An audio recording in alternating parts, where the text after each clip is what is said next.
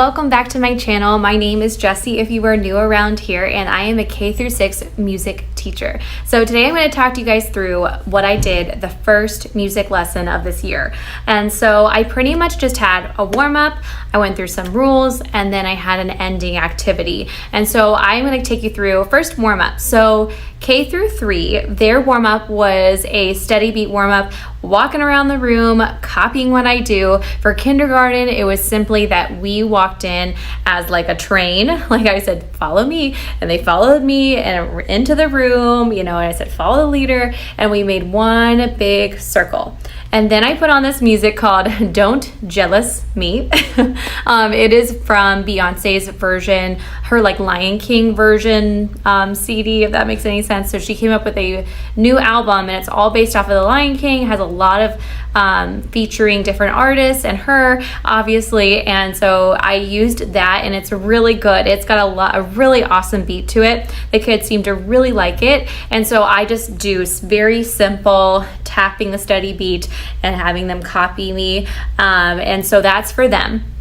For first grade, second grade, and third grade, I just had them come in, find their own space because they know the movement rules. And I actually have 4 movement rules. Rule number 1 is no bumping. And I always go, no bumping. Keep your hands to yourself. Rule number 2 is no falling on the ground. Keep yourself safe. Rule number 3 is no following because you're going to be your own person. And rule number 4 is no talking because you are listening. So I go through those, I teach those to the kindergartners, and then first grade, second grade, third grade, I did a quick review, and I literally say those like every single time we do movement. They say with me, and we go through all of them with little gestures to remind them, because that's always a challenge of music, is moving to the music, but moving safely and making sure we can actually keep it music centered. So I do that with them. They get into the scattered portion and then formation, and then I just again do the simple. But with first grade, second grade, and third grade, I do about half the song doing some kind of tapping motion with a steady beat. We might walk around the room. It's going to be more movement based, so I might have them be in a stationary spot. They would copy me, and then I would say walk to the beat, and they would walk around the room and then freeze, do it again. I also do the same with second and third. First grade, I'm not quite ready with them, but I do something called binoculars, and I do binoculars, and if I say pick any movement that you can do to the steady beat, you're gonna do it, and they have to come up with their own movement, and then I say, if I like yours, I'm gonna copy yours, and then everyone else has to copy it. So I might be like, oh, Zach, I like yours. This is what you're doing. Obviously, it'd be more creative. They come up with some really cool things, and then everyone try it out. And then binoculars. Ooh, I like what you're doing. Let's do that. Okay, and then we all do it. So that is pretty much my warm-up for K-3. So 4th and 5th this year, I do teach K-6, but actually my 6th graders are with the traveling music teacher this year. So I'm just a K-5 this year actually. So 4th and 5th, I have to do poison patterns. So this is very well known from so many music teachers. So many have done different variations of this with solfa and rhythm. And so I do a poison pattern. I pick a pattern that is kind of familiar from last year, some kind of review pattern. I think mine was like ta, ti, ti, ticka, ticka, ta. And so I would tell them like, this is like, again, we come in and make a circle. I say, this is the poison pattern, everyone. I'm gonna try and trick you. Do not clap this pattern. And we'll practice a few times, ta, ti, ti, ticka, ticka, ta. And then I will say to them like, okay, this is the last time I'm actually gonna say the syllables. Later on, you just have to listen for it. Ta, ti, ti, ticka, ticka, ta. Okay, here we go. And so I'll clap all kinds of different rhythm patterns. That's not the poison pattern, so they could clap it back. They're gonna echo me back and forth. But if they hear ta, ti, ti, ticka, ticka, ta, they have to be silent. I tell them they cannot say it. They cannot go to clap it. If their hands touch, they are poisoned and they are out. And if they want to be dramatic and have a little dramatic flair and be like, oh, they can go ahead and do that as long as they're going to the ground safely. And so if they clap it by accident or even touch hands, then they are out. I also have a rule later on because it's a little more difficult to make sure that they clap at the right times. Sometimes if I do one really similar, the kids will think it's the poison pattern and they will clap, and I'll say they're out because it wasn't the poison pattern. They should have clapped. So that is poison pattern. I usually go down to a few students, but I don't go quite down to a winner because it just takes a little too long. I also add in 2 poison patterns. If they start to get really good at it, I'll add in another one just to kind of throw them off and keep challenging them. This is my rules and procedure PowerPoint that I use for every single grade. I went through some of this, or about half of this, with every single grade level that first day, except for kindergarten. Kindergarten, I literally am just like, here's the first rule. Raise your hand to speak. Here's the second rule right now. Play instruments when Miss Johnson asks you to. Those are like the only 2 rules we go over. The rest we will kind of go through as we go. They can't take too much. So those are the only 2 rules. But for everyone else, I say, welcome to music. So happy to see ya. I tell them about my summer. I think that's so important. I think they enjoy it so much that they just like know a little extra about me. And, they all know that I'm getting married, that I play ukulele. I went to a Harry Potter escape room, and I connected with so many kids who loved Harry Potter. And then that was so cute. First grade did not know what an escape room was, or some of them.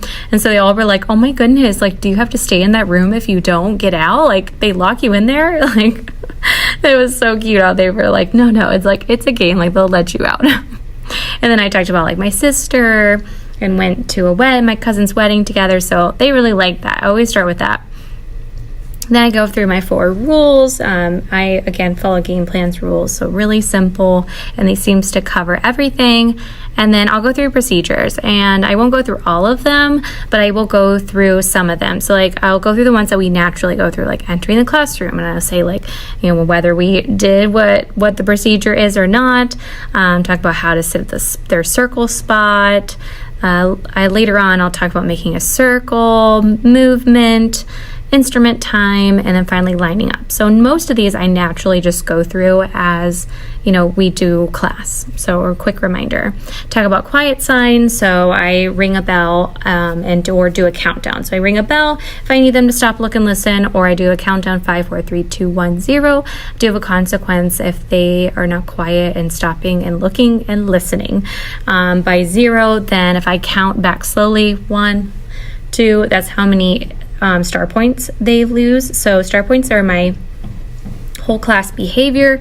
So I have a little star up on my dry erase board, and it actually is into 5 pieces. So you can take away a point. And if the class is breaking a rule, as a class, then I simply just go over, I take 1 star point away, and I say, okay, here's what you're breaking. Could you please fix it? And later on in the day, if they start to slowly fix it, then I will put that star point back. If they end class if they end class with a full star, then I will clip over their clip on their piano board. So I have that stereotypical, music teachers have them a lot, the piano board. They have to get all 10 piano keys to the very end, and they get a game day. So they get to play music games for an entire class if they get to the end. So if they have their star, they get a clip over. If there's a star point missing at the end of the day or the end of the lesson, then they clip actually back however many star points they lost. So 1 or 2 is usually what I'm dealing with if it happens. And then I kind of talk about, individual consequences. What if it's just one person that's breaking the rules? So I go through that. I do 1 to 3 reminders. I do a take a break area where they sit out and also have to fill out a paper. And then I talk about like first time I call home, second time call home, third time lunch detention. And then finally I talk about like good behavior and like what if they're doing something extra awesome. And I talk about like how it has to be above and beyond. So I have 7 habit tags. I can do a positive phone call home, smelly stickers, and I actually just made Rockstar reward bucks. So I'm excited to use those. I have an awesome school where they support us, and so if I give that to them, then it like equals whatever their classroom reward is, because I can't really do like a treasure box for like 700 students. So it's really nice that they let me use that, and then it just transfers over to whatever their classroom reward is. So yeah, that is pretty much mine. I usually go through up till quiet sign, and then quiet sign the other half I do the second lesson, because it's just, it goes so quick, so I don't want to talk the whole entire time. Okay, so for the main activity for kindergarten, what I do for them is I have them do something called listen to the blank, go blank, blank, blank. That makes sense if you know game plan. So I love following game plan. It's a curriculum K through 5, really great. It's very ORF based, it's very movement based, and I really enjoy it, and I pretty much follow it to a T for kindergarten. So they have a really good way, and if you know game plan, you know we're going down to the farm in the beginning of kindergarten music. And so they do a really nice job of making sure that every single lesson they come, we introduce a new instrument and they get to play it. So I like to let them play an instrument on the very first day, and they get very excited. So the first instrument that we play is Lumi Sticks, and so I have them play during the song, this little song, listen to the ducks go quack, quack, quack. And for, that it's a copyright material, I won't explain any much more, but they get to introduce that instrument and play it with the song that Lumi Sticks, and then we move on. I also have, I'm gonna grab them. I have them in a circle when we do this, and I actually even have a little arrows that I put in the circle to help them know how to pass the instrument, because that's always an issue. So I heard that from another teacher in my district, and I was like, that makes so much sense. Like, I don't have to physically come over and be like, you go this way, you go that way. I can just have these arrows, and for the most part, they get it. For first grade, our main game or main activity is Cinderella. So if you've ever heard of the rhyme, Cinderella dressed in yellow, went upstairs to kiss her fella, made a mistake and kissed a snake. How many doctors did it take? So I play a little game with them. I don't know where I got this. I'm sure I got it from somewhere. And forgive me if I got it from you and I did not say your name, but it's really fun. I have a tubano, and so the kids learn the rhyme. They think it's silly. And then I have one kid come up and I say, okay, you can play the tubano however many times you would like. That's going to be how many doctors it took to fix poor Cinderella. And so I can say, you can take 1 all the way to 15. You get to choose. Everyone else, you have to figure out how many doctors it took. And so you need to count in your brain, because if you count out loud, you're going to share the answer and everyone's going to know. And so the kid comes up and they play maybe 7 times, and the kids are all like, and then they raise their hand. If they get it right, then they get to do it next. And so I'll go back and forth, maybe 5 or 6 people, and then we move on. So for second and third grade, I do the same activity. I found this on a blog. I'm going to insert it here because I cannot remember who it was. I can't forget. So I will put it here. So she did a little rhyme about summer vacay, and it was really simple. And I decided to take that and I just changed it just a little bit to work for my second and third graders. And so it's going to be like, it's like sand, water, rays of sun. What made your vacay fun? And so we dissect the rhythm, we talk about that, and then once I have them learn the rhyme, then I say, okay, think about like what made your vacay awesome. What did you have fun doing? Did you go somewhere? Did you do something? Did you watch a favorite show? And so we start kind of brainstorming, okay, share with your partner, right? And so we share. And then we come back and I go, okay, someone tell me what they did for their vacay. And someone shares and they're like, I went swimming. And they're like, it was really fun. I had these floaties and I was floating in the water. I'm like, awesome. Okay. So, and then I put four heartbeats on the board behind me here. And I go, okay, so we need to fit that into 4 steady beats because we're going to make our own musical sentence. And usually what I do is I will like make it like really silly, like way too long. I'll go, okay, so here's our 4 hearts. I'll say, I went swimming and it was really, really fun and I liked it a lot. And I'll be like, okay, that was like way too many heartbeats. We have to shorten it, right? Because it's not going to fit in those 4. And they're like, okay, what can we do? I went swimming and it was fun. Oh my goodness, it fits in those 4 beats, right? Okay, let's try again. I went swimming and it was really fun. Okay. And so forgive me, it's Friday. That was a little even too much probably. I went swimming. That's probably better for first grade. But anyways, or second and third grade. But we shorten it and we talk about it. And so someone else tell me what they did over summer break, and we come up with another one. Oh yeah, and we shorten it to make it work in those 4 beats. And so what I do then is have a mass practice. I go, okay, everyone, we're going to come up with what you're going to say. You're going to mass practice it out. I'm going to give you a minute to start coming up with your short sentence. And they have a minute. And then I say, okay, everyone, we're going to mass practice. And so we all say it at the same exact time. And I'm up here pointing to the steady beats. And I say, okay, if it's silent after the 4th beat, I know that we have figured it out, right? And so then we keep practicing.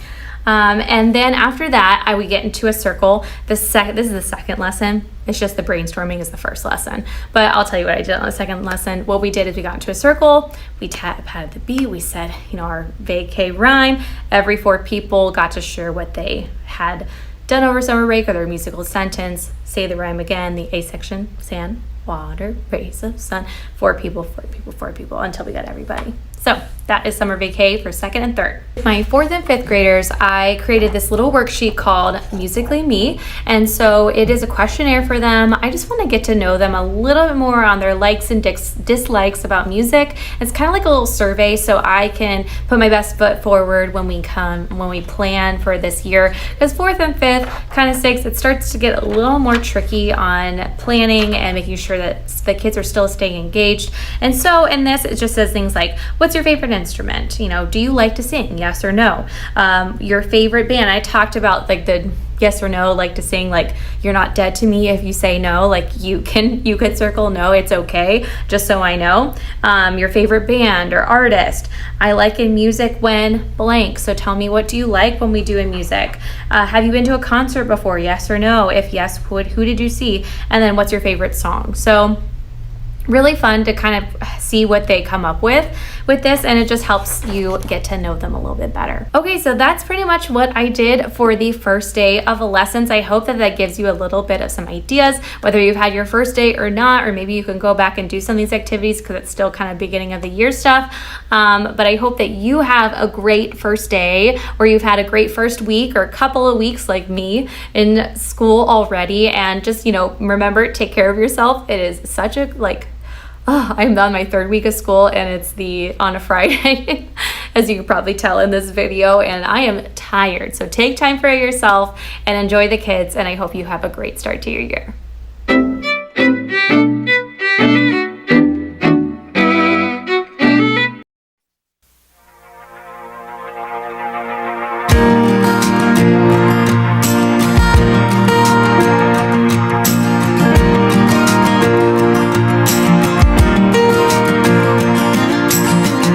I'll start my morning with Sinatra. Let those blue eyes speak to me. Skip all the things that I don't want to. Let my mind wander free. It's 42 cold and rainy, and something's got me thinking maybe it's gonna be a good day. I don't know why, but it feels like love's coming my way. And the sun ain't even shining. If the world gonna keep on spinning, let it keep spinning